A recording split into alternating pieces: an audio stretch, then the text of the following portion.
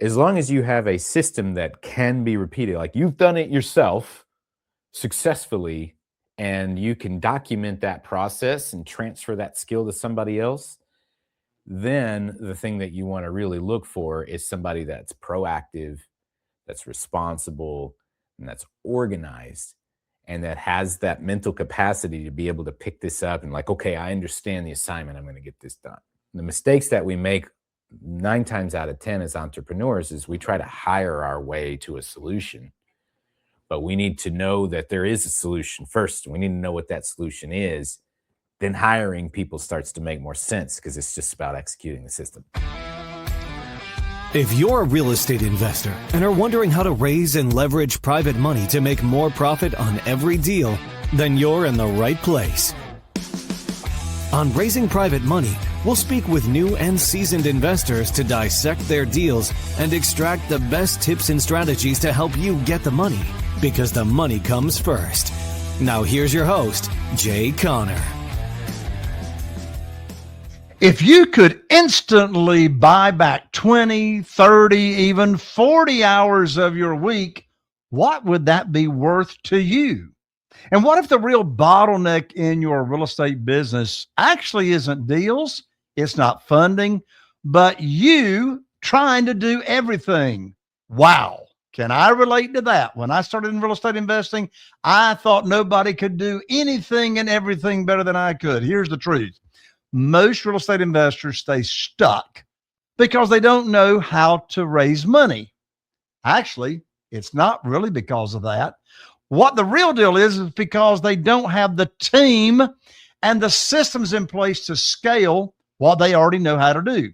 So how do you build a high performance team without the overhead, the headaches, or the guesswork? Well, my guest today here on Raising Private Money has been solving that very problem for real estate investors and entrepreneurs for nearly 2 decades.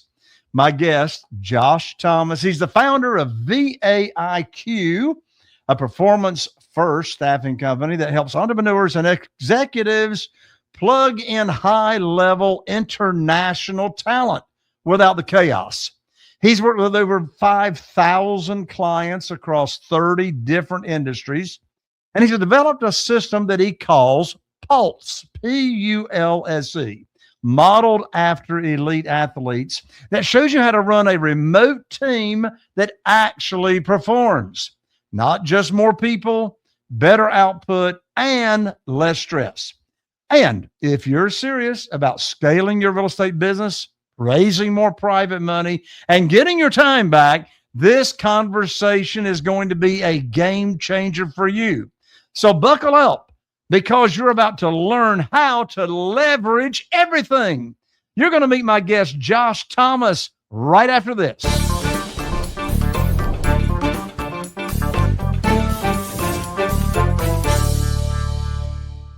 Josh, welcome to the show. You know, I have to say, Jay, I think you are like the number one hype man that I've ever had. It's like the best intro I've ever gotten, man. Thank you. Well, I know you've done over 1,200 shows, and so wow, that's quite a compliment. Thank you. All right, let's go ahead and dive in, Josh, because my listeners want to hear what you have got to say about leveraging everything. So my first question is, what is the real cost of not having the right team in place when somebody's trying to scale a real estate business and they don't have the right team in place? So for years, I worked with a multifamily real estate company, and we were raising capital, millions of dollars per deal per year, multiple deals per year. And the thing that I noticed more than anything was all of the guys that were successful. I didn't see a single lone wolf. I didn't see a single guy that was running all the numbers and, and doing all of the relationships with the investors and managing all of the money with the banks and the sellers. I didn't see anybody that was doing all of that by themselves. There wasn't a magical underwriter, capital raiser, negotiator, deal doer. Every single person that got anything done at least in my ecosystem, it had to do with building the right team and finding people who stayed in their lane so that you could stay in your lane. As long as you got all the lanes covered, you can get the deal done. Your observation there, Josh, reminds me of something that happened all the way back in 2006. Carol Joy, my wife, and I, we started investing in single family houses here in Eastern North Carolina all the way back in 2003. And those first 3 years, Josh, I ran around with my hair on fire. That's why it's so thin these days. It never grew back. Right, I'm right there with you. Look at this. And, I'll never forget, Josh, after we were in this business, and we were making a lot of money. Carol Joy and I, we were making a lot of money, but we had hardly no help. And I'll never forget, Josh, I came into the kitchen one night, our kitchen in our home at 10 p.m. I came around the corner and there was my Carol Joy sitting at the kitchen table with tears coming down her face, with 3 different checkbooks on the table, opened up with bills stacked high. I said, babe, what in the world is wrong? She says, I can't handle it anymore. And I said, what do you mean? She says, I just can't do this anymore. And, that was such a wake-up call to me, Josh. You can be making over $1 million a year. But if you're not enjoying the journey, is it worth it? Is it worth it to not be enjoying the journey? Is it worth it for your company and your business to be running you instead of you running it? And I'm so glad you're here on the show, because this is such an important topic that so many of us entrepreneurs, we're driven, we have so many of us when we're starting out, we've got this hang up that, if I'm not working, maybe I don't deserve what I'm getting, all those crazy conversations that we have in our mind. And so when I had that experience, Josh, I made a commitment that night that I was going to do everything to dictate, delegate, and disappear out of this business. Here's what most people don't really understand. Everything, what is it? The Newton's third law of thermodynamics. I'm not a science guy, okay, but there's one of those really smart old dead guys said that everything in the universe, for every action, there is an equal and opposite reaction. And the way that we translate that into how we operate as human beings is everything has a cost. Every single thing you do has a cost. Now, what most people don't realize is when that cost is not monetary, it becomes really hard for us to see and measure. But there are multiple ways that you can execute a cost on something. Doing everything yourself, it's not costing you money, it's costing you time. It's costing you emotional stability. It's costing you sanity. It's creating stress. It might cost you, if you're not careful, your marriage or your life. You never really know. It's very hard to measure. But here's the other thing that most people don't realize. When you're trying to do something to avoid the monetary cost, not only is it costing you more time, but most situations, it's going to end up costing you more money anyway. It's just Amen. Out over time. You're still spending more money trying to save the money. Yeah. Well, when you were just sharing that, a concept that I learned shortly after that wake-up call that evening that I just shared that story. I made a commitment to myself that I was going to do everything that I could to automate the business. Well, what's the definition of automate? Or like you say, leverage everything. Well, I'm either going to put people in place or I'm going to put systems in place that helps me remember everything that I need to do and when to do it and et cetera. But, shortly after my experience that I just shared, I ran across this concept. And, I never thought of this. Or never thought about trying to save the money the way I'm getting ready to frame it right now. And that was, when you're doing a task that you can pay somebody else $8 an hour to do, you are earning $8 an hour. Mhm. You're worth $8 an hour if you're doing a task that you could, sub out for $8 an hour. Josh, you have worked with over 5,000 clients across over 30 different industries. Sounds as though your principles work regardless as to the type of industry that, a business person is in. What kind of commonalities? What are some of the biggest mistakes that you've seen entrepreneurs make when they try to hire and manage remote talent? I mean, that's one of the answers to this problem, is actually having very affordable remote talent. But if someone's never hired remote talent, and that's given, they know what they can actually hire them to do. They got to know that first. But what are some of the mistakes in hiring remote talent? So the thing that we want to keep in mind, if you're going to hire anyone, whether they're right in front of you, whether they're down the street, or whether they're in another country, it has everything to do with, well, what is the outcome that you desire? And if you're not clear on that, then it's going to be a waste of time and money for you. The other thing that you want to keep in mind is, do you actually have a provable and repeatable system that you can delegate? Because the other thing that hiring a person won't do for you is it will not solve all of your problems if you don't have a solution to your problems. So some exceptions to this, but basically, if you're hiring an employee to go and do some outreach for you, well, have you ever done outreach effectively? If you're hiring somebody to go and close deals for you, have you ever closed deals effectively? Do you know what your criteria are? Do you have that mapped out? And if you don't have a clear plan on what you're going to do or the outcome that you're desiring, it doesn't matter who you hire, it's not going to work.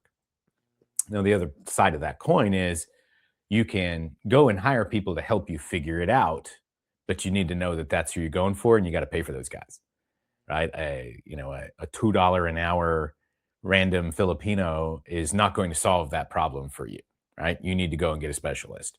But for most people, as long as you have a system that can be repeated, like you've done it yourself successfully, and you can document that process and transfer that skill to somebody else, then the thing that you want to really look for is somebody that's proactive, that's responsible, and that's organized, and that has that mental capacity to be able to pick this up and like, okay, I understand the assignment, I'm going to get this done. The mistakes that we make 9 times out of 10 as entrepreneurs is we try to hire our way to a solution, but we need to know that there is a solution first. We need to know what that solution is. Then hiring people starts to make more sense because it's just about executing the system. I'm so glad you brought that up, Josh, because I have a business coach. I always have a business coach. I've had a business coach, more than one business coach, for decades. So I don't care how successful you get, keep if you can, keep a business coach in your corner. And so I'll tell my coach, I'll say, look, here's what I'm looking to do and I'm interested in doing. And invariably my coach will ask me the question, well, what are you trying to accomplish, Jay? So, so Stop asking me logistical questions. Right, exactly. It's like, well, look, I'm excited about this thing. Well, the most powerful question you can ask yourself is why? Why? Yeah. Where are you trying to go with this? I've had a lot of real estate investors, and of course, us entrepreneurs, we get excited about every shiny object, that comes along. But a lot of real estate investors, I've heard them say to me, in fact, at my private money conference, I teach a whole session on how to automate your business. And they'll say, well, I'll hire when I'm ready. Or they'll say, I'll hire when I've got the money to hire. So why is that backwards thinking? I'll hire when I'm ready. I'll hire when I'm ready. It's funny. I have done so many stupid things in my life. Not as many as I have. Hey, give me some time. And Well, that's the true. I got about 20 years on you, I think. Yeah, I'll catch up, man. You just give me some time. I'll make it happen. But here's the thing: is like most of us human beings, we are wired for self-preservation, for protection. And if I'm going to walk up to a ledge, and there's a big gap, and there's a chasm there, and on the other side, it's like 18 inches to the other side. But in between my solid ground and the next solid ground step is a chasm that is infinitely deep. You can't see the bottom of it. I have a decision to make. Well, I don't know. I'm not exactly ready. I'm not sure if I can make this step or not. I'm pretty sure that I can extend my legs 18 inches and get across this chasm. But, there's a not zero chance that I miss. And there's a not zero chance that when I get my foot on the other side, like maybe the ground just dissolves beneath me and I fall into the abyss. There's always a not zero chance that you're going to fail. The problem is that most people get up to the ledge and they never make the decision to go anywhere. And so the entire journey, because, utopia is on the other side. And the entire journey that they took was meaningless because they stopped right before they had to actually take a risk. And so where we really run into problems is not taking the action that we need to take before we're ready. I can tell you personally, for me, 0% of the successes that I've had in my life were ones that I walked out the door with 100% certainty that it was going to work. And 100% of the things that have advanced me forward have been times where I've taken a significant risk, a calculated risk that I was pretty sure was going to pay off, but it's never going to be 100%. And I failed a lot too, and that's okay. Yeah, that reminds me of John Maxwell's book. John Maxwell has written over 80 books, but one of his most popular books is called Failing Forward. Failing Forward. Carol Joy and I were so fortunate to hear him speak last year, a keynote at our mastermind meeting. And one of the audience members during Q&A said, Mr. Maxwell, what have you done, or what is it about you that lends itself to really making you so successful? He says, well, that's an easy question. He says, I just fail more than anybody else. He said, if I'm only going to be 20% successful, well, most people try 10 things and they got 2 things right. He said, I try 100 things. I got 20 things right. That's right. He just fails really bad. And, I love what you just said, Josh, about taking action and the calculated risk. It reminds me of the riddle that I'm sure you've heard 100 times. Maybe some of your listeners have not. But the riddle is 3 frogs are sitting on a log. 2 decide to jump off. How many are left? Of course, the answer is 3. There's a difference between making a decision and actually taking the action. Nice. Deciding to jump off is not jumping off. That's right. Yeah. So I love that. I heard it put another way recently where it was, I'm working on. I'm working on it. I'm working on. So here's a great example that like almost everybody listening right now is probably guilty of this. I'm working on getting healthier. I'm working on losing weight. I'm working on getting back to, whatever it was that you were before, but you're not anymore. Instead of deciding and taking action that I am no longer that person, I am this other person instead. Because when you've decided and you've taken the action that you are no longer this person, but you are someone else, you're not working on it anymore. You're just walking it. I love it. Now, the name of my podcast that everybody's listening to is Raising Private Money. So let's talk about raising private money for a little bit here. So I was a guest on your podcast, which is phenomenal. Go ahead and share with everybody what your podcast is, because they need to listen to your show.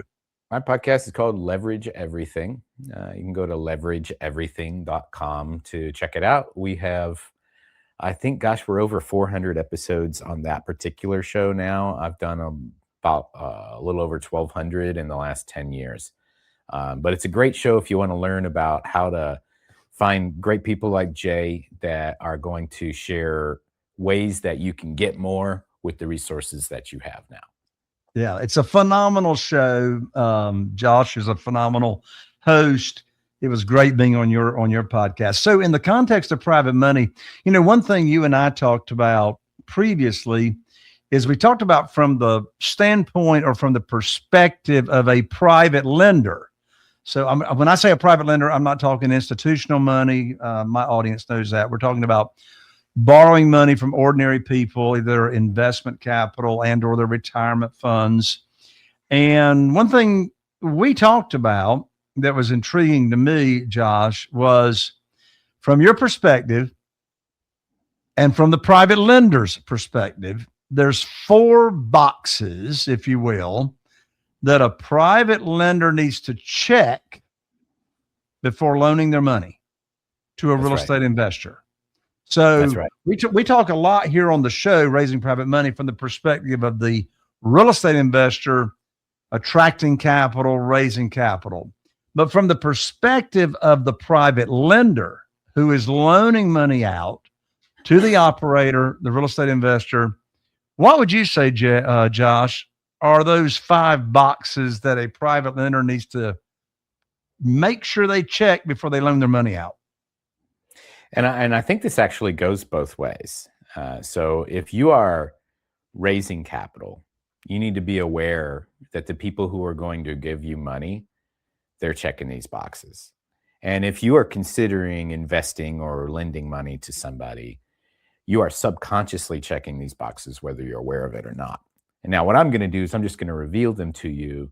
And then you're going to say, I'm like a genius or whatever, but it's more of like, it's nothing groundbreaking. It's just like, oh, of course. And they get checked in order. That's important.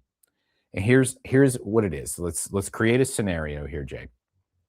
Let's say that you have a deal that you're trying to raise $1 million and you need to get $100,000 from me so that you can get this deal done.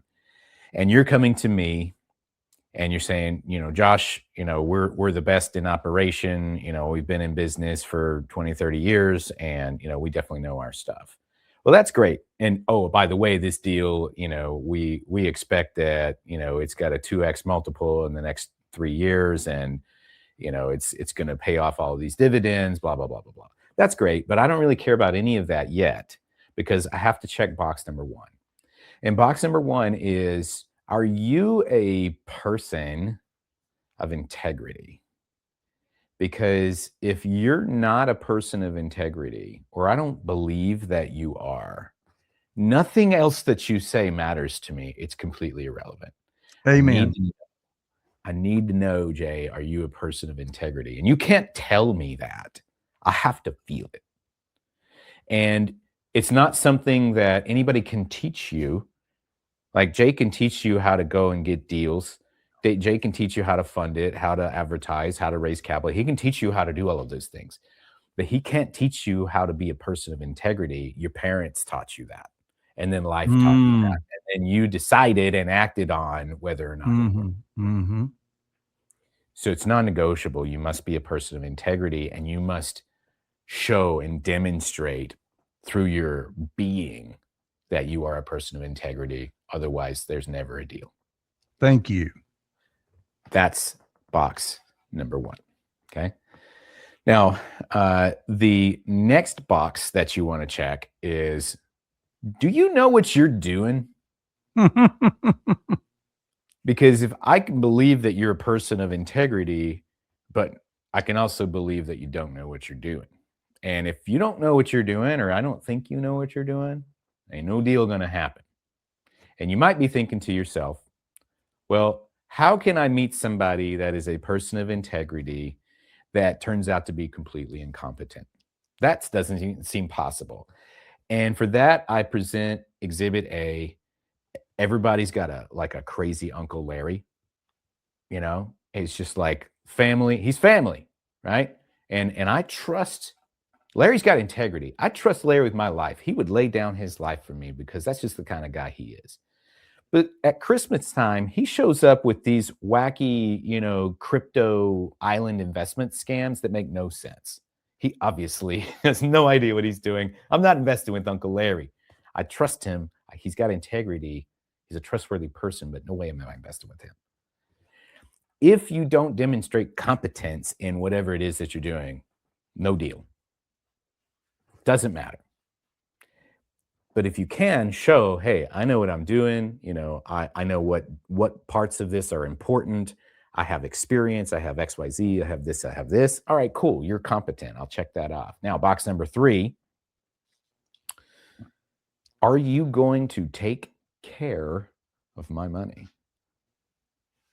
I want you to pay attention to the way that I worded this. It's not, are you going to make me a bunch of money? Because any smart, savvy investor understands that there is no guarantees when you're investing money.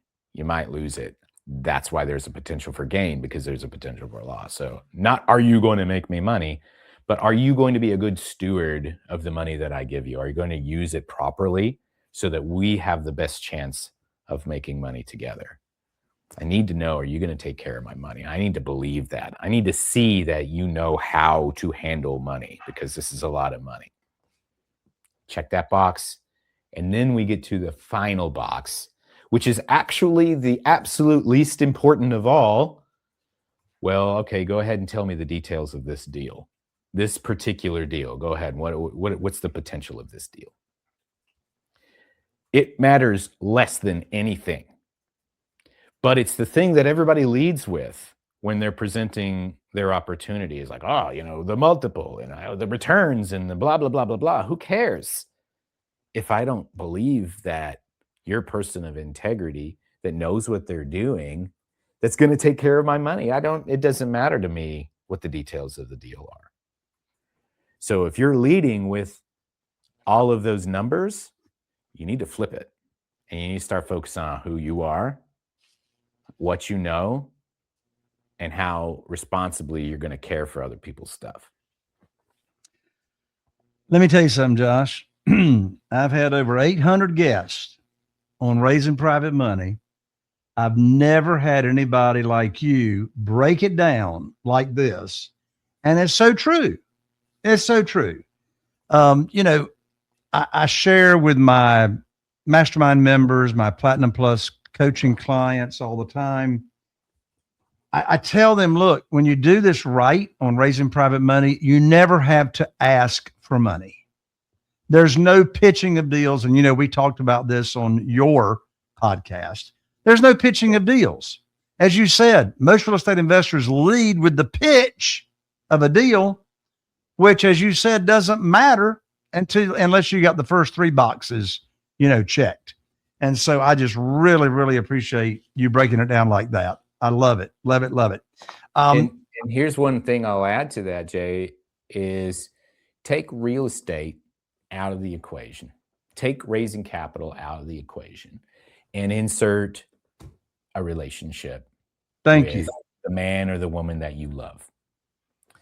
Take that person and go through the exact same stuff and switch out, are you going to take care of my money, with, are you going to take care of my well-being? And then what are the specifics of this arrangement that you have? Like, what is your vision for our life together? That's the least important thing. They need to know that you are a person of integrity, that you know what you're doing, that you're going to take care of them. All right, cool. Yeah, well, let's talk about traveling and buying a house with a white picket fence and all that other stuff that just means nothing without the first 3 boxes. Take that out and replace a potential business relationship. Take that out or put a dog in there. It doesn't matter. Like, we all have to go through the same process. So what you're saying is, regardless of the relationship, personal, business, professional, social, doesn't matter, a coworker, relationships, those 4 boxes apply to, Josh, you should write a book. You should write a book on the 4 essential pillars of a successful relationship. There you go. I should. Subtitle, personal, professional, et cetera, et Yeah. cetera, et cetera. Look, I want to get this in before we close out. You're the founder of VAIQ. What in the world is that? So for the last 10 years, I have placed international virtual assistants, VAs, and I have done that for my own clients. I had a lot of consulting clients over the years, and a lot of times they'll come to me because they believe they have a sales and marketing problem. And so my job is to build sales and marketing systems to boost their revenue and income. What I find out 80 to 90% of the time is they do not, in fact, have a sales and marketing problem.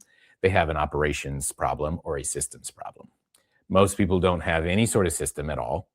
And because they don't have a system, then they have no structured operations. And so what I would do over and over and over again is I would go and hire an international employee, typically somebody from Central America or something like that, because they're in the same time zone. They're hardworking, and you can get a great discount versus hiring an American or somebody locally, and they just work harder. And then I would put them into a simple system that required very little oversight, but it was well structured so that every single day they were operating at the highest possible levels. And just those two things alone allowed me to take some marquee clients, and we were able to 3x their sales in about a 90-day window. Wow. And it's not because I'm like some sales genius. It's not because I'm some marketing guru. It's basic blocking and tackling. It's basically going out there and executing the things that need to be executed so that your business operates correctly and effectively and efficiently. And over time, I realized, well, hey, the number one thing that makes a difference here is getting the right person and putting them in the right environment.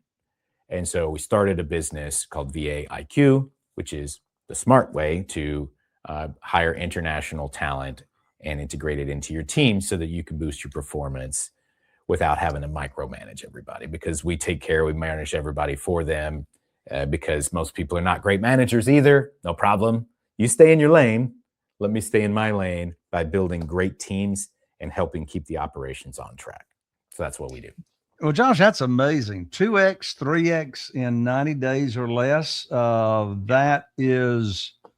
That's just amazing.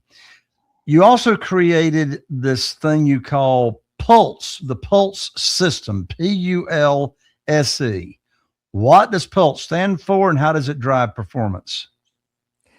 Yeah, you got it. So Pulse is just an acronym. I studied a lot of the famous athletes from back in the day, some people that are still active. And for instance, Tiger Woods, Tom Brady, pretty much anybody that you would consider like the most elite of the elite. And what I realized was they all had kind of the same character traits. Whenever you would ask them, well, what is your secret to success?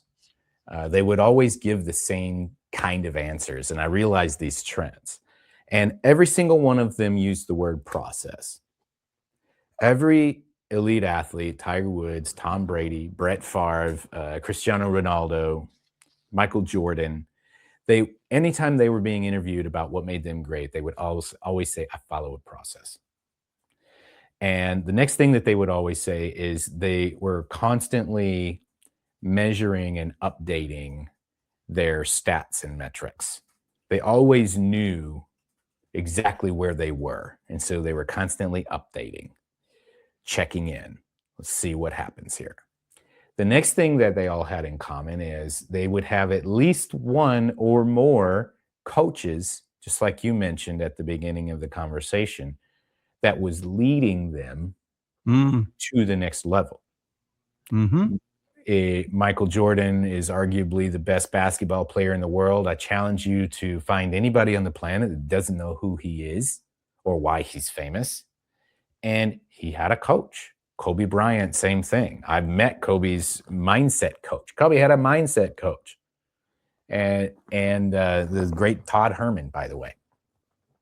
And he knew that he needed that edge and he couldn't get there on his own, so he needed that leadership.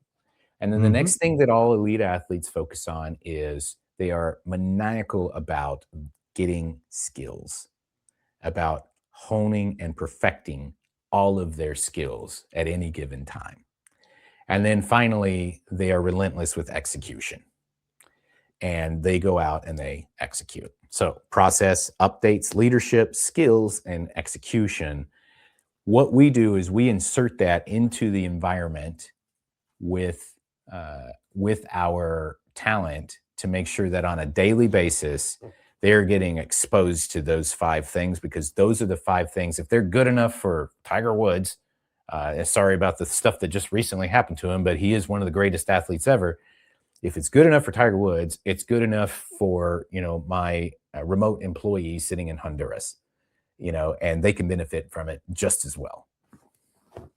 Josh, how can our listeners continue this conversation with you and reach out to you and your team and find out how they can, learn more about your services?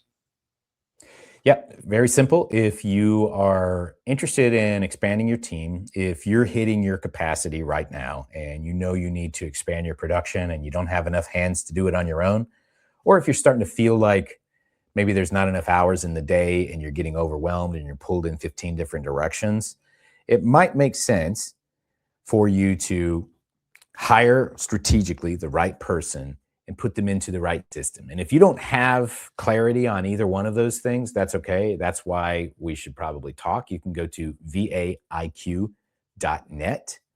And on there's all kinds of options for you to book a call directly with me. I have a free book called Build Without Borders that you can get there for free that shows you exactly how I recruit, source, hire, and manage international talent.